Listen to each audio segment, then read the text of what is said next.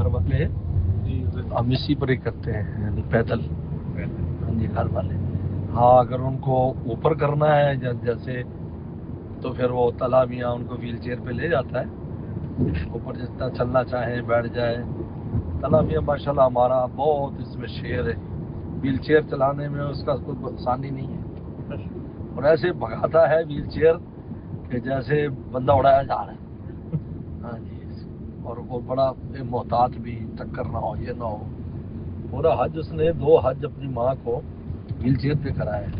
رمی پہ وہ اتنی دور رمی پہ اوپر پہاڑوں پر لے جاتا تھا، لے کے رات کو گھومتا رہتا ہے. وہ رات سوتے نہیں ہیں، میں تو سو جانا اور ماں بیٹے نے نکل جانا، بس انہوں نے نکل جانا اور اس کو لے کر کبھی قبا جا رہا ہے رات کو، کبھی یہاں چائے پینی ہے، کافی پی رہے ہیں، یہاں سمولی کھا رہے ہیں بس.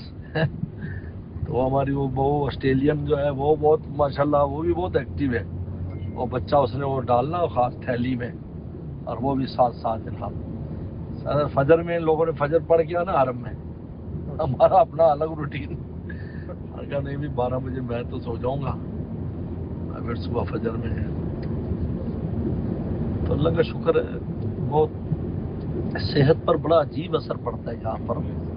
آپ عجیب یہ جگہ ہے، صرف نور نہیں ملتا کہ نور ملے اور گناہ معاف ہوں، صحت بھی انسان کی اچھی ہو جاتی ہے. ہر چیز اللہ نے یہاں کی ایسی، کیونکہ ابراہیم السلام نے دعا کی مکہ کے لیے، حضور صلی اللہ علیہ وسلم نے مدینہ کے لیے ڈبل دعا فرمائی. اللہ جو مکہ والوں کو ابراہیم السلام کی دعا سے آپ نعمتوں کی برکت دی ہے، مدینہ میں اس کی ڈبل کر دیں. وہاں اگر 1 سا کی برکت تھی، یہاں 1 سا میں 2 سا کی برکت کر دیں، یہ فرمایا. مدینہ میں بھی نعمتیں بہت وافر ہیں، اور یہاں پر بھی ماشاءاللہ.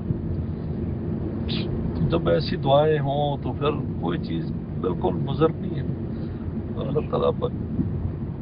اور یہاں تو خاص طور پر گوشت کے بارے میں، میں گوشت اور پانی ہوتا تو اس زمانے میں ابراہیم سے اس کے لیے دعا کر دی جاتا ہے. یہاں دنیا میں کوئی ایک یہ واحد جگہ ہے جہاں گوشت اور پانی مضر نہیں ہے. آپ نے فرمایا کاش اس زمانے میں یہ حبوب یعنی اناج بھی ہوتا، اب اس کے لیے دعا کر دیتے.